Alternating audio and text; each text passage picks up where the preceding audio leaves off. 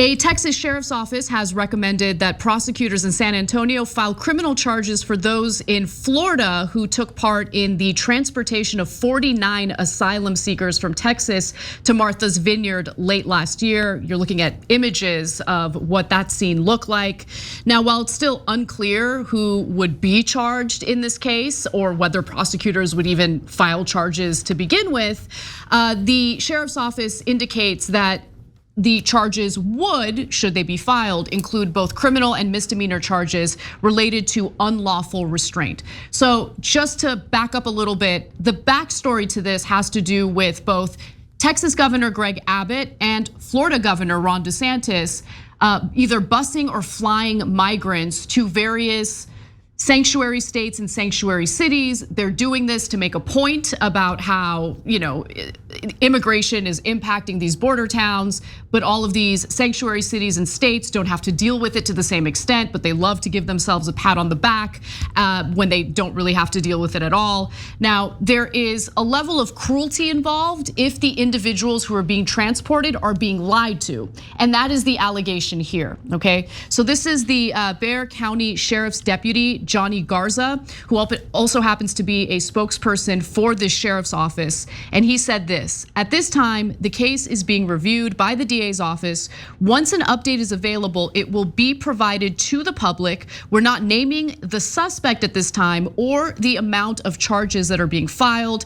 And the sheriff here, Javier Salazar, also signed certificates for each of the migrants involved in the Martha's Vineyard incident so they can be eligible for what is known as a U visa.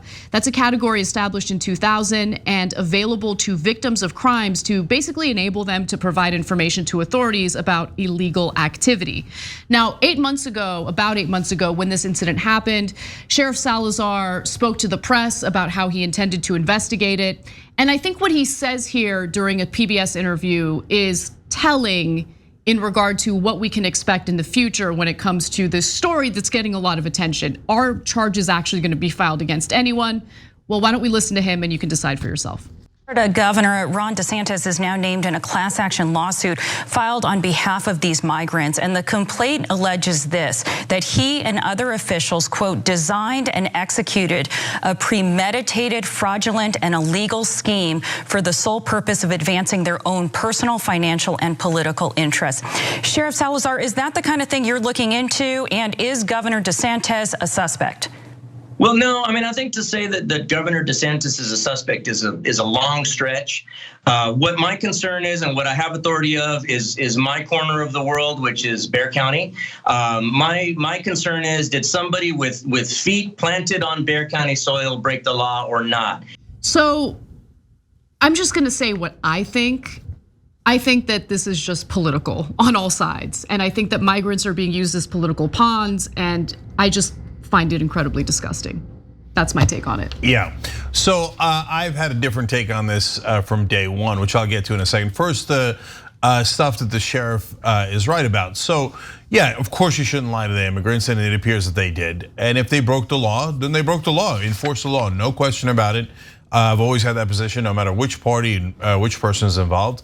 Also, a Trump move by DeSantis to use someone on the ground who might get arrested, and then he skates by free. And so beware of trusting Republican leaders. They will throw you under a bus with no help to be found. Okay, now having said that, I think it's the right on politics and even right on policy. So get prepared to be angry, okay? So first of all, on the politics, as I said from the very first day, why do the border states have to deal with it exclusively? Why do we say, okay, these are immigration laws, we love our immigration laws, but they should only affect Texas and Arizona, et cetera. In California. Right? California a little bit, or maybe a lot. But anyway, it doesn't affect my personal life. I don't want anybody to get it twisted. But yeah, why shouldn't Martha's Vineyard and Illinois and et cetera, also have to deal with our national immigration issues? And secondly, they have sanctuary cities. I'm in favor of sanctuary cities because I don't want people getting arrested for reporting a rape or a murder or a crime, et cetera. But they say, okay, you're a sanctuary city, we're gonna send some to you. You guys seem like good, generous people. Well, we are, okay? So I'm not sure I see where the problem is. Yeah. And that's the politics of it. It forces you into a conversation about why you don't want them, but they should have them. Don't get me wrong, Florida's not really a border state. No, no. Okay. Okay, sorry to interrupt you, but I have to just make this quick note about Florida. Look, what Ron DeSantis is doing is just purely political, because what he's doing is he's taking migrants from Texas. They're not even in Florida. He's flying them from Texas to other parts of the country to make a point. Now, he's also done that to some extent with some migrants in Florida, but obviously Florida's not a border state. So they're not dealing with the migrant crisis the same way that some of these border states are. Yeah. But he's doing it specifically because he's running for president and he's trying to send a message. For Greg Abbott to do it, it's both political and he's trying to send a message about what his state has been dealing with. And go ahead, Jake, continue your point. Yeah, so it's obviously a publicity stunt, as I was saying, because Florida's not a border state. Yeah. And so what are you going to a different state and illegally busing people to a third state for? So that's why I say enforce the law. I don't want anybody get me wrong on what I'm saying there. Now, in terms of when you get to the policy for actual border states, look, guys, we got to make a decision on what should be our immigration policy. I think, and then we should have it be even-handed for everybody. And if Texas says, I have a lot of problems paying for all of this, and I need federal help in paying for it, well, that makes sense, right? And if you ship them to Chicago and then Chicago says, well, I can't pay for this, right? Yeah, that's true too, but wait a minute, then why does Texas have to pay for it or Arizona have to pay for it? So let's be even-handed about how we handle it, and let's handle it humanely. And let's have rational laws that we apply even-handedly. I know it's for Democrats, they're gonna say, no, don't send them to us, but you're evil for not taking them. For Republicans, they're gonna say, no, just send them all, or we don't want them, etc. But as you'll see later in the show, there's another story that shows, no, the Republicans need immigrants too. Yes. Their businesses absolutely rely on them, and they're totally and utterly full of crap. But that being said, it shouldn't have to fall just to the border states. Yeah, look, living in California, obviously we have a large immigrant population here. I think that it's one of the upsides of living in California. You know, this idea that all they are is a drain on our resources is ridiculous. Many of them, you can see them and how hard they work, whether it's as food street vendors, selling roses like on corners. They bust their butts to try to make a living here in the United States.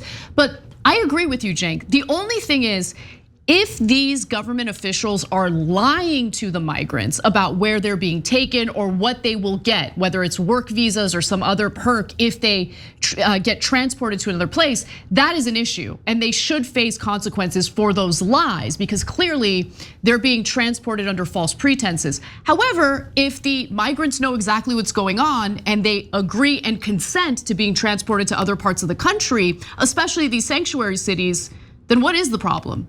I just need to understand what the issue is. Well, you're just dropping them off in Martha's Vineyard. They wanted it. If they consented to it, what's the issue? Is the issue that these cities and states wanted to pat themselves on the back and get the kudos and get the cookies for being friendly to migrants, knowing full well that they wouldn't have to deal with an influx of immigration? And that's what's really going on. Let's keep it real. Yeah, and look, we got to make a distinction between the cities and how they're handling it themselves and the politicians, because Martha's Vineyard actually did a great job in handling the immigrants. So we broke that down for you guys, and they were welcoming and beautiful, and it was great, okay? So nothing went terribly wrong there. But now, when in places like Chicago, they're just taking the immigrants that are coming off the buses and stuffing them into African-American neighborhoods that are poorer and going, okay, you guys deal with them now.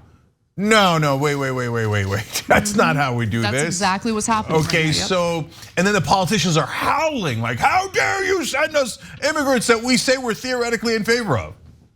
No, we have to come up with a rational policy that makes sense for everybody. Don't tell me that you love immigrants and then don't want them. And then when you get them, make sure that you put them exclusively in poor neighborhoods or minority neighborhoods and go, problem solved. No, not problem solved.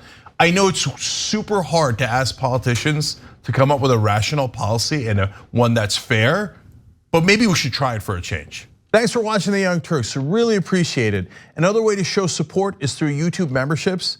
You'll get to interact with us more. There's live chat emojis, badges. You've got emojis of me, Anna, John, JR, so those are super fun. But you also get playback of our exclusive member-only shows and specials right after they air. So all of that all you gotta do is click that join button right underneath the video. Thank you.